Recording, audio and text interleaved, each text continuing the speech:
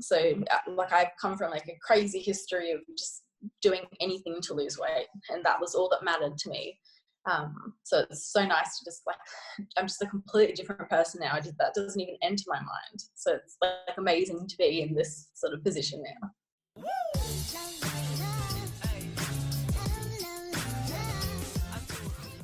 Hi Hunnies, it's Emmie. If you're new to the channel, welcome. My name is Emmie. I'm a nutritionist and the creator of the Slim on Starch program, where my clients lose anywhere from the last few pounds to up to 70 pounds and counting and gain food freedom, get out of the food jail, and just stop thinking about food all the time. So if you're interested in that, go ahead and click the link in the down bar or go to healthyemmie.org and you can apply to work with me and my team. Gotta keep twisting this hair.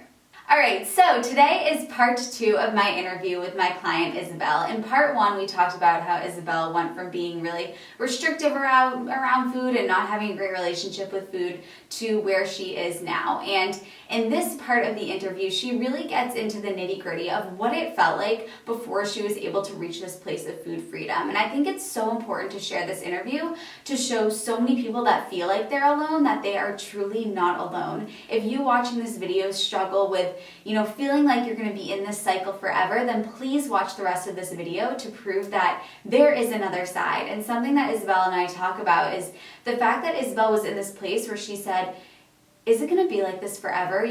This cycle of gaining weight and losing weight and thinking about food all the time and just feeling like I'm in this place I'll never get out of. And she proves that that is not the case.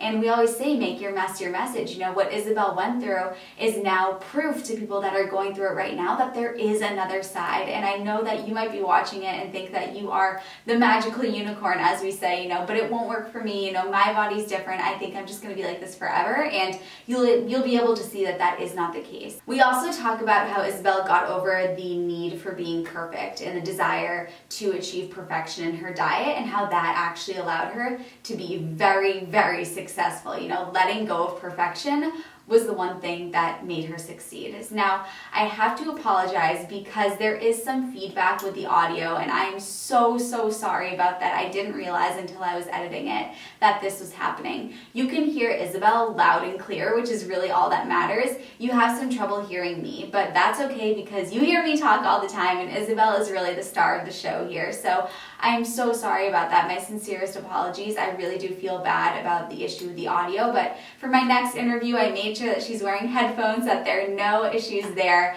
and you are going to really enjoy the part 2 of this video. So part 1 is linked below. This is part 2 of my interview with Isabelle. Yeah, so like I have like a history of, just the worst kind of patterns with like eating and like just relying on exercise and that sort of thing, like just my weight going up and down, like hitting just really low points. And to me, like in the past, all that mattered to me was like that number and like going lower. And I was just like fixated on weight. Like it got to the point where I didn't even like really think about what I looked like, or like I wouldn't look in the mirror so much. It would be like, it didn't matter what I looked like because like the scale was like blinding me. It's like stupid number. And it was just like crazy to look back and think about what I would do, and just like the low calories, the like obsessive tracking, like all of these things. And I just look back and I'm like, and so many women are going through this as well, and they think it's normal. Especially I'd go through, even when I'd go through phases of like, with the fitness industry, they like do like their cuts and everything, and they cut their calories and they think that's like a healthy thing to dramatically like cut their calories and dramatically exercise. So for me and for a lot of people, that's a bit of a like they kind of disguise the fact that that's disordered. So I felt like being able to just throw away the culture's ideas of what's healthy. Like for a lot of people, they think eating low carb or low calorie is necessary for weight loss, or like, exercising for countless hours a day. But it was amazing to be able to let go. And I think that's what's so important, to just let go of those ideals that everyone has around you, and focus on you and focus on what's going to be healthy for you. So like I've come from like a crazy history of just doing anything to lose weight, and that was all that mattered to me. So it's so nice to just like, I'm just a completely different person now. That doesn't even enter my mind. So it's like amazing to be in this sort of position now. You're such a great testament to the fact that there is another side for this when you're struggling with this, because I feel like so many women, they battle with this for so long that it tends to lead them into a place of, is it going to be like this forever? Am I just going to feel this? Absolutely. Like, have I ruined myself? Did you ever feel like that? Because if you say that, oh my goodness, yeah. It's so funny you said that, because I was literally just thinking that in my head.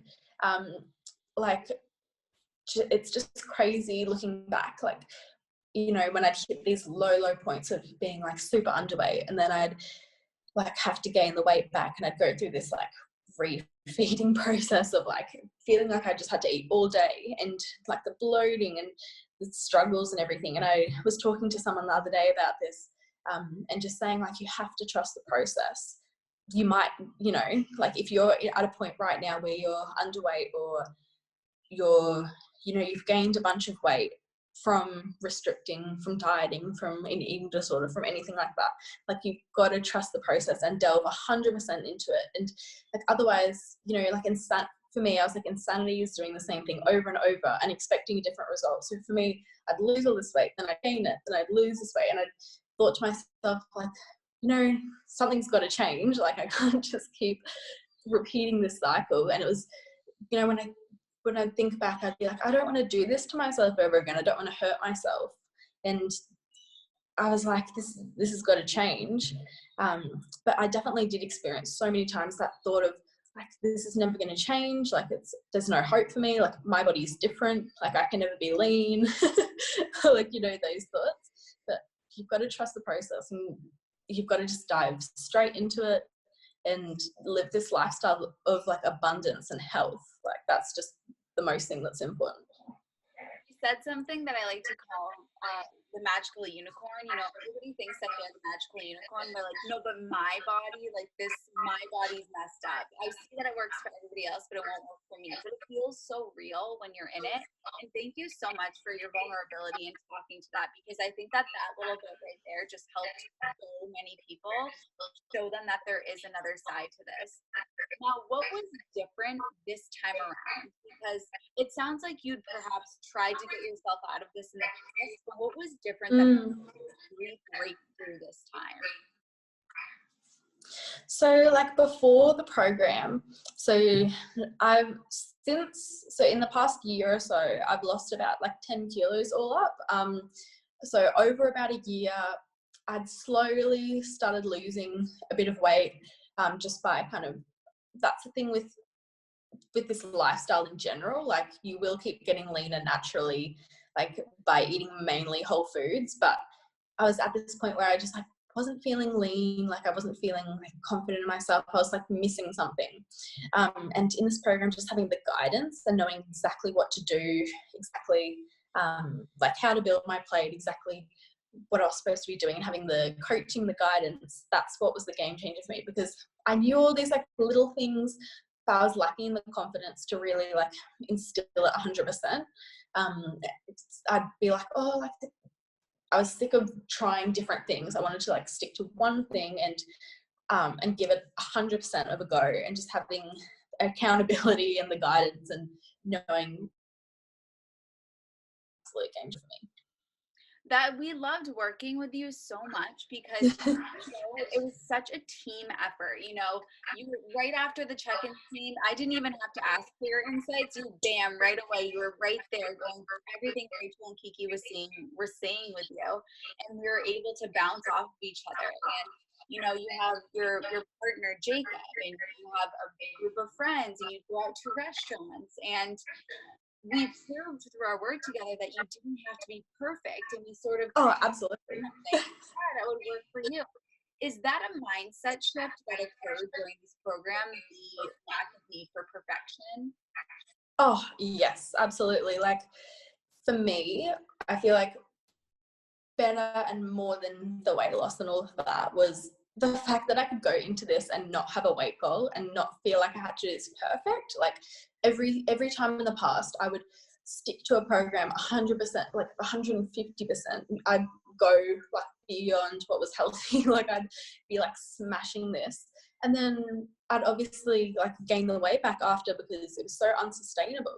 But for this, I was like, let go of the perfection, let go of, you know, feeling like you have to be perfect, and, you know, having the support of my partner. And I feel like, especially in my relationship, like being able to look at like how a normal person eats as well has been like so helpful to me, because I could just like cut the craziness and just be stable and healthy, and let go of the crazy like perfectionist mentality, because like you've got to be able to live a healthy, you know, happy lifestyle, and there's no need to be perfect. Like in this program, like Emmie said, I definitely didn't do it perfect. I did it, you know, as best as I could, but I still had my date night, and I still ate a few little things here and there off plan, because for me, like I wanted to do the program as best as I could, but doing the program as best as I could, for me meant that I could have no guilt around food, and to feel like I could just eat food. It's just food. Go on about my day, feel no association of like negative feelings about food. I think that was like a huge game changer for me. Yeah, and that's exactly it. There's a difference, and you know, we talked about this in the program, that sometimes there's a difference between eating healthy and being healthy. And actually, the healthier decision for you in some scenarios was to eat something that wasn't slim on starch. That was the healthier decision. Yeah. So that's amazing, and that leads me to want to talk about, you know, your relationship with Jacob, because another thing that a lot of people struggle with is, you know, Jacob doesn't eat a vegan diet. My partner doesn't eat a vegan diet. He is like the garbage disposal, and I think that people think that that's something that could limit them from going vegan. Now, you said that he was supportive, so could you talk to us a little bit about that? Absolutely. And I mean, you helped me a lot with my mentality as well, around feeling that like awkwardness of like, oh, like, you know, I'm going to be making some food that isn't like the same as Jacob's and that sort of thing. Like I remember you would talk about how you and your partner eat different meals most of the time, and that's totally normal. And that was like a big thing for me. I was, even in social situations as well, just being like, it's okay if I eat something different, like it's just food at the end of the day. Like I'm here for my primary food, like I'm here for my relationships. And like Jacob has been like amazing and so supportive, and like the food doesn't matter at the end of the day. Like we would often make food that was like slim on starch together, so like we'd often make like sushi and that sort of thing, but when we didn't eat the same meals, it was like, it was fine. Like it's just food at the end of the day, if you're, you know, eating the same thing or not. Like I think that was a big thing for me as well, just being like, it's fine to do your thing, and the people that care about you are going to support you no matter what you eat. Like it's just food at the end of the day. Yeah, that's something that we talked about in the program. That was like the first time I'd ever really talked about it. That, you know, growing up, we have this idea that when we're in a relationship, we have to eat the same food. Isn't it so funny how we think that? And then you think about, you know, like kids and parents, the kids and the parents will eat different foods, but why is it that when the parents have to eat the same thing? Like that's such a weird social construct that we've created.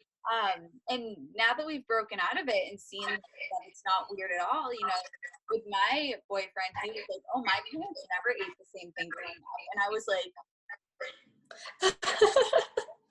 like my parents always ate the same thing. But once I realized that it really is just what you consider to be normal, when you can create that new normal, that becomes normal. So I'm so glad that you brought light to that, and that you have Jacob as your partner, because he is so supportive of you. How else did your relationship with him change at all? Yeah, absolutely. Like I feel like when I was able to just like let go of my thoughts about food, like find confidence in myself. I mean, like it wasn't like I was super like super, insecure or anything like that. Like I'd made some major work before the program. It was just like honing down on the little things that were, like when you're thinking about food and you're thinking about your body negatively and you're kind of like immersed into that headspace, it does affect your relationship in different ways because you're not the most present partner. And I guess when you can let go of all of those things, you can just immerse yourself into the time together and not be thinking about anything that doesn't matter. And when you can just be your most confident, happy, mentally stable self, that's when your relationships are going to thrive. And I found that, like, absolutely, just week after week, I felt like everything was just thriving and like everything just, things were good before, but now it's like amazing. So that was going to be my next question is, when you go out with your friends, what do you do in those situations? When you go out to a place and there's like burgers and all that other french fries and all of that, what's usually your course of action? All right, there is a part 3 coming. So if you want part 3, go ahead and comment part 3 down below and we'll make it happen. Thank you guys so much for watching this video and I'll see you in my next one. Woo!